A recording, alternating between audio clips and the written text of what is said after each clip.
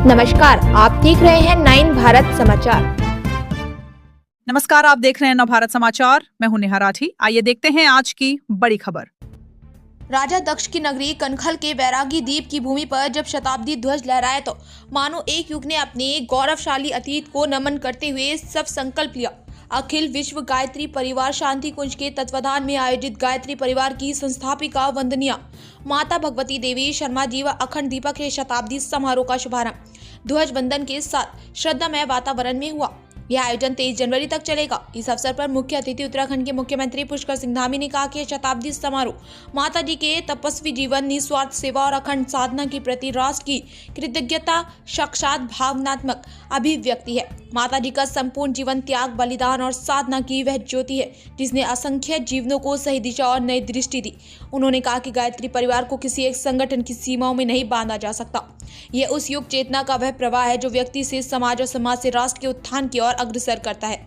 मुख्यमंत्री ने देवभूमि उत्तराखंड की आध्यात्मिक चेतना का स्मरण करते हुए कहा कि गंगोत्री, यमुनोत्री, केदारनाथ, बद्रीनाथ और आदि कैलाश जैसे तीर्थ स्थल भारत की आत्मा की धड़कन है। ऐसे पावन परिवेश में आयोजित यह शताब्दी समारोह भारतीय संस्कृति, संस्कार और साधना परंपरा के नवजागरण का संदेश देता है।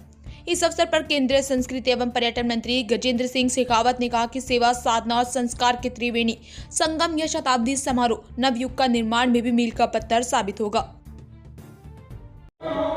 जन्म शताब्दी वर्ष भी है और पूज्य गुरुदेव के द्वारा जो तप साधना की गई उसके भी 100 साल पूरे हो रहे हैं।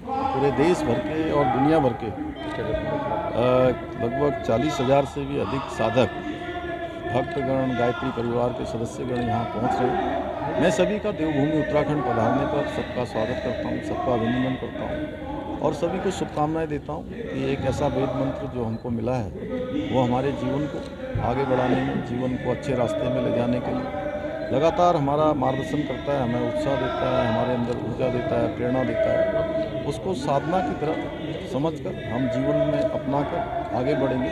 और इस संपूर्ण आयोजन के लिए, जिसमें इतना बड़ा आयोजन हमारे डॉक्टर चिन्मया जी ने किया है, मैं इनको बहुत बधाई देता हूँ। ये कोई सामान्य आयोजन नहीं है। जिस प्रकार से यहाँ पर 80 से भी अधिक देशों के लोगों को बुलाया गया है और पूरा एक एक सत्र में जो है अलग अलग विषयों के विशेषज्ञ होंगे, देश दुनिया के बड़े बड़े प्रख्यात जो महानुभाव होंगे, उनके द्वारा जो विमर्श यहाँ पर किया जाएगा, जो ज्ञान दिया जाएगा या जो बातें की जाएंगी, वो निश्चित रूप से पूरे सनातन के लिए भी, पूरे हमारे भारत के लिए भी बहुत आने वाले समय में एक अमृत का काम करेंगे। मैं सभी को बहुत शुभकामनाएं। सर, यूसीसी के 1 साल पूरे हो रहे हैं सर।